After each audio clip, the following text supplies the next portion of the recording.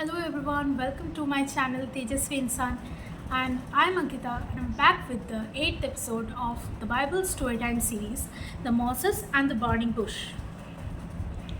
For many years, Moses had been living the life of a prince of Egypt. Kept from the everyday struggles and hardships of most people, but Moses carried a dangerous secret. He hadn't been born to this family.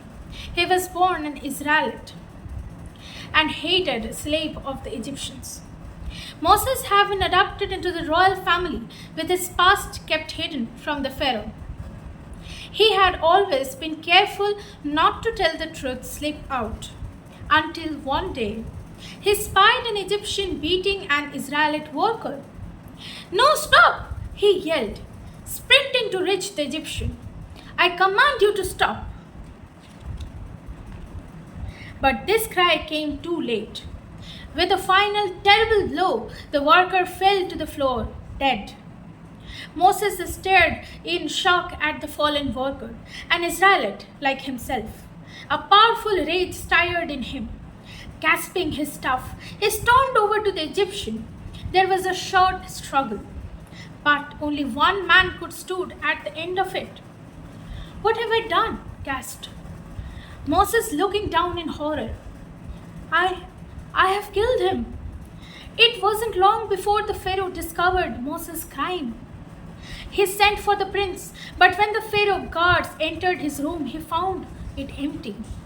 Moses had fled. Years went by, and soon almost everyone had forgotten about Moses. Nobody knew where he had disappeared to, though some said that he was living as a beggar on the streets. The truth was, Moses had left Egypt altogether.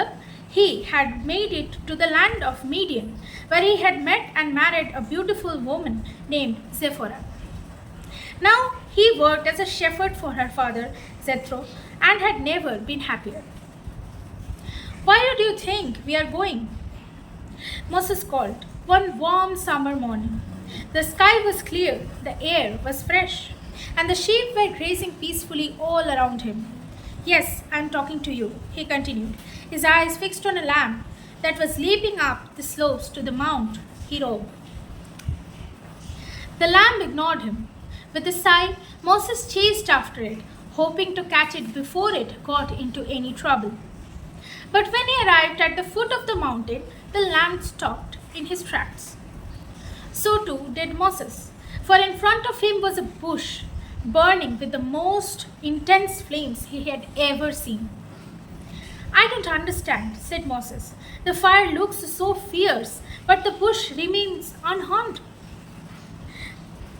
"Moses," whispered the burning bush, and Moses fell back with a cry of alarm. "Moses," the bush went on, "remove your sandals, for this is holy ground." Poor Moses had no idea what was happening, but the strangeness of it all had him rooted to the spot too much in awe to run away. He slid off his sandals, bowed his head, and listened. "I am the God of your father and his father before him.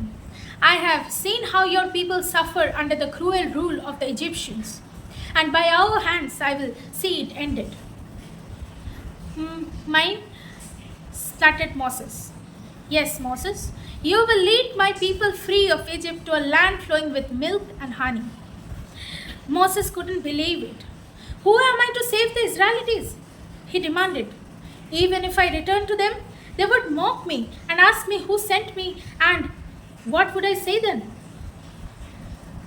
"I am that I am," boomed the burning bush, spitting sparks into the air. "You will say, 'I am has sent you,' and they will know me." But Moses clung to his doubt. "They wouldn't believe me. How could they? How will they know that you have really talked to me?" Then the bush next spoke. It was with a voice more gentle than a breeze. "The staff in your hand, throw it down." Moses did as he was told, and at once the staff became a serpent. It slithered along the ground at his feet. "What miracle is this?" cried Moses, wide eyed. As he stirred the bush, issued its next order. Reach out your hands, Moses, take it by the tail. Slowly, very slowly, Moses reached out. He hesitated a moment, then grabbed the serpent by the tail, and with that it became a staff again. Return to Egypt. Take your staff and use it to do wonders in my name. Through them all will know me and all will believe. But I am no speaker, Lord. I am bad with words. I cannot do as you ask. The bush grew angry again, and the flames turned blue and blazed so brightly that Moses was forced to look away. Find your brother, Aaron, the Levite, first son of your Hebrew mother. He will be your voice, as I will be your power, and together you will set my people free. Now go, Moses. Waste no more time here. With these final words, the fire faded as if it has never been.